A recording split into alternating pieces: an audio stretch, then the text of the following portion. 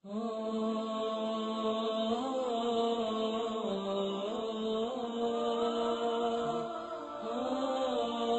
حق کا نام ہے، تیرے دل میں ہے علی؟ ہاں، کوئی حق تو نہیں دبایا، کسی یتیم کا مال تو نہیں کھایا، کسی کے پیسے تو نہیں دینے تجھ کو؟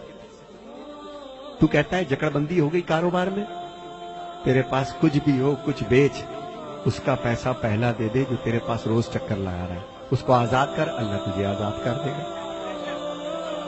کیو ٹی وی پہ لکھا ہوا تھا جناب، ایک جملہ لکھا ہوا شکیل بخاری کا، لکھا تھا ایک صاحب تھے کہ باہر نکلتا ہوں، کبھی کوئی خوف میں رکھتا ہے، کبھی بل خوف میں رکھتے ہیں، کبھی ٹیکس خوف میں رکھتا ہے، کبھی فلاں چیز خوف میں رکھتی ہے، کبھی یہ چیز خوف میں رکھتی ہے، کبھی کاروبار میں بدماش چلے آتے ہیں۔ خدا کی قسم فقیر نے ایک جملہ کہا، کہنے لگا اللہ کہتا ہے جن کا تو وارث ہے اپنے گھر میں ان کو حالت خوف میں نہ رکھ، ورنہ اللہ تجھے باہر حالت خوف میں رکھے گا۔ خدا کی قسم یہ میں معجزہ دے رہا ہوں، گھر میں جانا اپنے جو جسٹ میرڈ ہیں، جن کی بیویاں ہیں، آج مولا علی کی محفل کے صفحے میں جو مولا علی کا پیغام ہے وہ دینا چاہتا ہوں میں۔ تم گھر جانا اور اپنی زوجہ سے صرف ایک لفظ کہنا کہ اگر کبھی تجھے زندگی میں میری کوئی بات بری لگی ہو تو آج بھی فاطمہ الزہرا سلام اللہ علیہ کے صدقے میں مجھے معاف کر دے، اور میں کوشش کروں گا کہ میں غصہ نہ کروں تاکہ باہر والے مجھ پہ غصہ نہ کریں۔ کل کا سورج نکلے اس سید کی زبان یاد رکھنا، دنیا مہربان ہو جائے گی حق پر، خوف ہٹ جائیں گی دل سے۔ جن کا تو وارث ہے ان کو حالت خوف میں رکھے گا تو جو تیرا وارث ہے تجھ کو ہلکا سا ٹچ تو دے گا نا، پھر بھی وہ بڑا رحیم ہے، پھر بھی بڑا رحمان و رحیم ہے۔ اور جو میرے بچے یہاں بیٹھے ہیں، بہت دور دور سے چھوٹے چھوٹے بچے آئے ہیں، اچھا کیا لینے آئے ہو؟ خیبر سننے؟ مولوی صاحب سنائیں گے۔ خندق سننے؟ وہ بھی مولوی صاحب سنائیں گے تم کو۔ میں تو بیٹا یہ بتا رہا ہوں کہ تمہارے باپ کے بال اب سفید ہونا شروع ہو گئے، چشمہ لگ گیا ہے بیٹا، تمہارا اسکول نہ جانا ان کے کلیجے کو کاٹ دیتا ہے، تمہارا کاروبار میں دلچسپی نہ لینا جو اتنی تنکا کر کے تمہارے باپ نے ایک سواری بنائی ہے، تم دیکھتے نہیں ہو کہ گھنٹوں یہ اکیلا بیٹھا کیا سوچتا رہتا ہے؟ تم سمجھتے ہو ٹی وی دیکھ رہا ہے، خدا کی قسم ٹی وی نہیں دیکھ رہا ہوتا، یہ یہی سوچ رہا ہوتا ہے کہ پتہ نہیں ہم میرے یہ 3 بیٹے ہیں 2 بیٹے ہیں، اللہ میرے کاروبار کو سنبھال لے، میری عزت کو سنبھال لے۔ تو میرے بچوں جہاں جہاں مولا علی کہ اس میں تم لوگ آئے ہو، وفادار ہو جاؤ اپنے ماں باپ کے، اس سے پہلے کہ وقت تمہارا گزر جائے، اس سے پہلے کہ تمہاری اولاد ہو جائے۔ ہائے ہائے ہائے، مزہ تو اس مجلس حسین مولوی صاحب، مزہ تو مجلس حسین کا جب ہے، فقیر کہتا ہے کہ مجلس ختم ہو 250 بچے اپنے باپ کی جوتیاں لے کے کھڑے ہو۔ یہ ہے درس، 10 مجلسوں کا وہ مزہ نہیں، وہ اثر نہیں، صرف مجلس ختم ہو۔ میں نے اپنی آنکھ سے دیکھا، میرا باپ دنیا سے چلا گیا، جب دنیا سے چلا گیا تو میری ماں نے جائیداد رکھی، آؤ اپنے باپ کی جائیداد بیٹو، بین الاقوامی شہرت یافتہ ہو دنیا میں، تمہیں سب جانتے ہیں ندیم سرور، آؤ اپنے باپ کی جائیداد بانٹ لو۔ ہم 6 بہن بھائی بیٹھ گئے۔ میرے باپ کی جائیداد کیا تھی پتہ؟ 6 جوڑے پوری زندگی کے، ایک ٹین کا بکس، غریب نہیں تھا حالانکہ، 2 ایک جوتا، ایک چپل، ایک چشمہ، 7-8 انگوٹھیاں، ایک ٹوپی، ایک جانماز، یہ جائیداد تھی ندیم سرور کے باپ کی۔ مگر اسی ندیم سرور کے باپ کو ایک دفعہ میں نے دیکھا، بتاتے کسی کو نہیں تھے کہ میں باپ ہوں ندیم سرور کا، اتنے سادہ تھے، رش میں کچل گئے، چشمہ وہ جا کے پڑا، کسی نے پیچھے سے اٹھا رہے تھے، کسی نے دھکا دیا، پیشانی زخمی ہو گئی، میں تڑپ گیا، خدا کے قسم تڑپ کے گیا ابا۔ میں نے کہا ابو یہ کیا ہو گیا؟ ارے نہیں میرا بچہ، ہائے ہائے، جس نے مجھے چلنا سکھایا، جس نے مجھے بولنا سکھایا، جس نے میری ناپاکی کو برداشت کیا، 10 بار میرے سوال کے جواب کو دیا، یہی تمہارے باپ جو بیٹھے ہیں، انہوں نے تمہیں چلنا سکھایا میرے بچوں، انہوں نے تمہیں بولنا سکھایا۔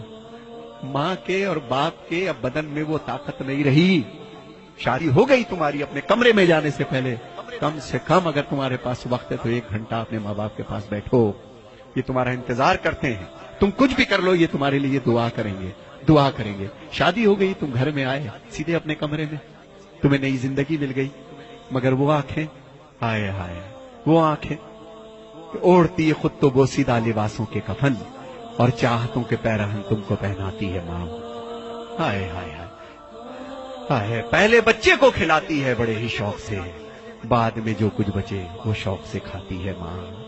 اور پیار کہتے ہیں کسے اور مامتا کیا چیز ہے؟ کوئی ان بچوں سے پوچھے جن کی مر جاتی ہے. خدا تمہارے ماں باپ کو قائم رکھے. میرے بچوں، چاہتے ہو تمہیں علی مل جائے؟ چاہتے ہو تمہیں حسین مل جائے؟ وہ بی بی سرکار حسین کی ماں ہے. کس کو چلا ہے من تو منانے؟ ہے تیرے پاس اتنا بڑا کردار کہ تو حسین کی ماں کو منا لے؟ اس کی جو کنیز تیرے گھر میں ہے نا، تیری ماں، پہلے اس کو منا. پہلے اس کو راضی کر، پھر تیری بی بی راضی ہوگی. خدا کی قسم اس علی کو منانے چلا ہے. ہائے ہائے، یہ غلام جو علی کا، جس نے تجھے چلنا بولنا سکھایا، پہلے اس کو سکھا. تو میرے بچوں، یہ مت سمجھنا تم جتنے یہاں بیٹھے ہو کہ تم چل رہے ہو پھر رہے ہو، تمہارے باپ بے وقوف ہے. نہیں، زندگی گزاری سب جانتے ہیں کہ تمہارے تیز قدم کس چیز کی نشاندہی ہے. تمہارا اٹھنا بیٹھنا کیا سوچ رہے ہو، کیا باتیں کرتے ہو، ان بچوں تمہارے ماں باپ کو سب پتا ہے. لیکن ان کو کبھی کبھی خوف ہو جاتا ہے کہ بچہ بڑا ہو چلا ہے، کہیں بدتمیزی نہ کر جائے. تو میرے بچوں، جنہوں نے تمہیں پال پوس کر کے جوان کیا ہے، آج اپنے باپ کا کاروبار دیکھو. اور وہ بچیاں جو اپنے بھر کے انتظار میں ہیں، میرا بیٹا، بیٹیوں جوان ہو رہی ہو، ایک بات ذہن میں یاد رکھنا کہ جو ماں باپ تمہاری زندگی کا فیصلہ کریں، وہ گویا بی بی فاطمہ الزہرا نے فیصلہ کیا تم لوگوں کا. اور میری بہنوں کے لیے ایک پیغام ہے. اے میری بہنوں، جب تک تمہارے سر ڈھکے ہیں اس وقت تک ہمارے سر اٹھے ہیں. میرے حسینیوں، یہی بات ہے کہ نہیں ہے؟ جب تک ہماری بہنوں کے سر ڈھکے ہیں، جب تک تمہارے کردار سلامت ہیں، جب تک تمہارے، بے شک تم کالج جاؤ، یونیورسٹی جاؤ، جو چاہے کام کرو، کردار کے ساتھ لگے کہ علی والی ہو. جب چلو تو لگے کہ کسی علی والے کی بہن ہو، کسی کی بیوی ہو، کسی کی ماں ہو، کسی کی زوجہ ہو. یہی میرا ایک پیغام ہے آج کے مولا علی کا. مولا علی کا غم کیا ہے میں اس کو بھی پیش کروں گا. مگر میرے بچوں، جی اب جو میرے بچے یہاں بیٹھے ہیں، 2 شعر میں پڑھوں گا صرف تنہائی پر، کہ میرے بچوں، جتنی تمہاری تنہائی پاک ہوگی، جب تنہا ہوا کرو تو ایک چیز پڑھا کرو، سورہ الحمد کی تلاوت کیا کرو. کیا سورہ؟ میں زیادہ بول رہا ہوں، آپ بور نہ ہوئیے گا، لیکن یہ میری اماں کی باتیں ہیں، یہ میری امی کی باتیں ہیں، جنہوں نے بچپن سے سکھائی، اور میں اب بچوں تک وہ چیز میں پہنچانا چاہتا ہوں، بچوں تک پہنچنا چاہتا ہوں. تو میرے بچوں، یاد رکھنا، اب جو میں کلام پڑھ رہا ہوں، جس وقت تمہیں کوئی نہیں دیکھ رہا ہوتا، مت سمجھنا کہ تمہارے ماں باپ سمجھتے نہیں تم کو کہ تم اس وقت بھی کیا کر رہے ہو.